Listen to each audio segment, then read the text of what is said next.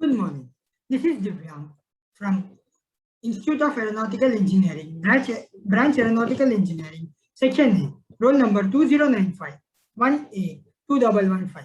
Here to explain you an AAT concept video on topic sacrificial anodic protection method. In order to understand sacrificial anodic protection method, we need to understand what is protection method. And these methods are of two types. They are followed in order to prevent rusting or degradation of metals. There are two types of methods to do this process. First comes the cathodic protection method and anodic protection method.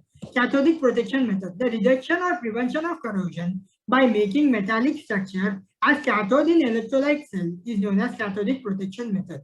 I repeat, the reduction or prevention of corrosion by making metallic structures as cathode in the cathodic cell is called as cathodic protection method. Since there will not be any anodic area on the metal, corrosion does not occur. There are two methods of applying cathodic protection method: metallic structure, sacrificial anodic protection method, or impressed current cathodic protection. Sacrificial anodic protection method. In this method, metallic structures is connected to more anodic metal. Hence, the corrosion is connected at the active metal only, and the active metal gets corroded slowly. The permanent structure is thus protected. The more active metal, so the employed is called sacrificial anode. The sacrificial anode are commonly as magnesium, zinc, aluminium, and the alloys of magnesium, zinc, and aluminium. Here is a diagrammatic view. The ground view, the coated copper wire current inside we consist of steel and magnesium anode, the current flowing towards the steel from the earth and backfill. Shows the protection of underground pipeline with a magnesium anode. When we take a pipeline underground, we find this process of protection. Application of sacrificial method. Protection of buried pipelines, underground cables, marine structures, ship hulls, water tanks, pipes, etc. are some applications of sacrificial method.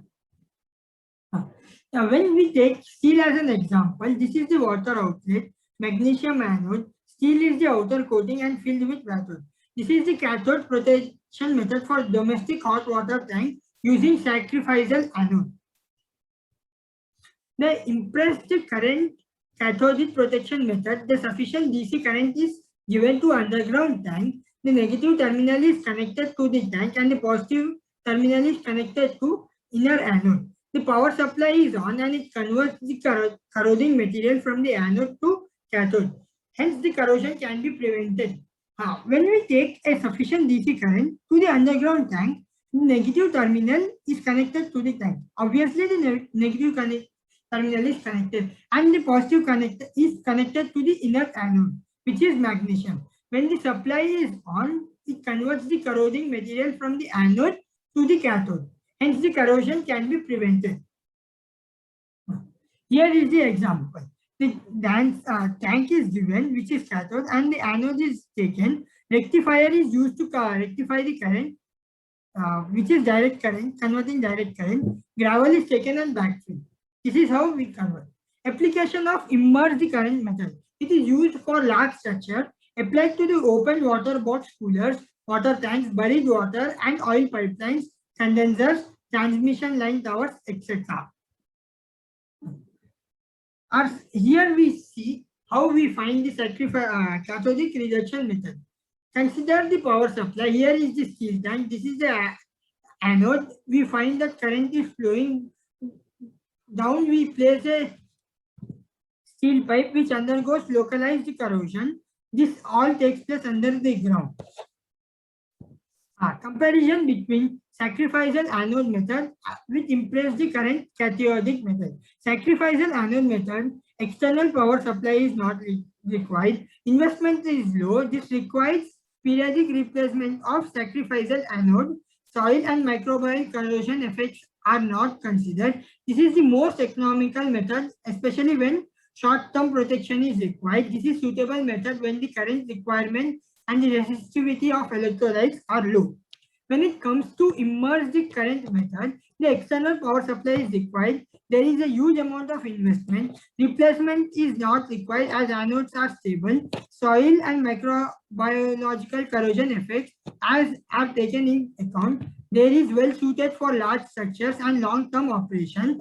This is suitable method even the current requirement and takes more investment.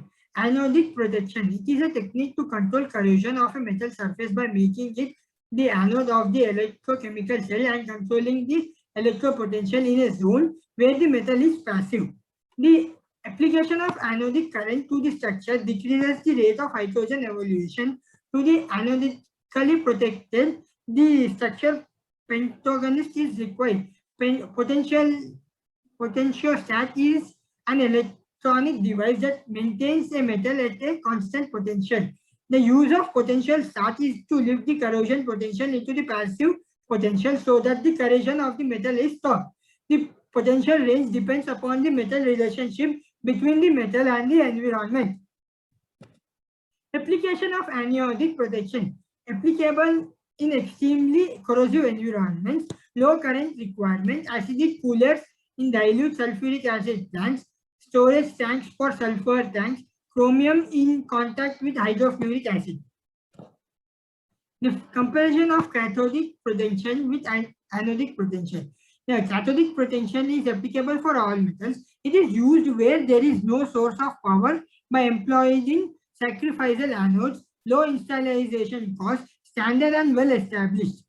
Anodic protection method applicable to only those metals which show active passive behavior, show aggressive corrosions and can be handled. Operating costs are lower, although the installation cost is higher. Feasibility can be predicted in laboratory and design is easier. In this, we can understand that we can stop metal by many ways. Thank you.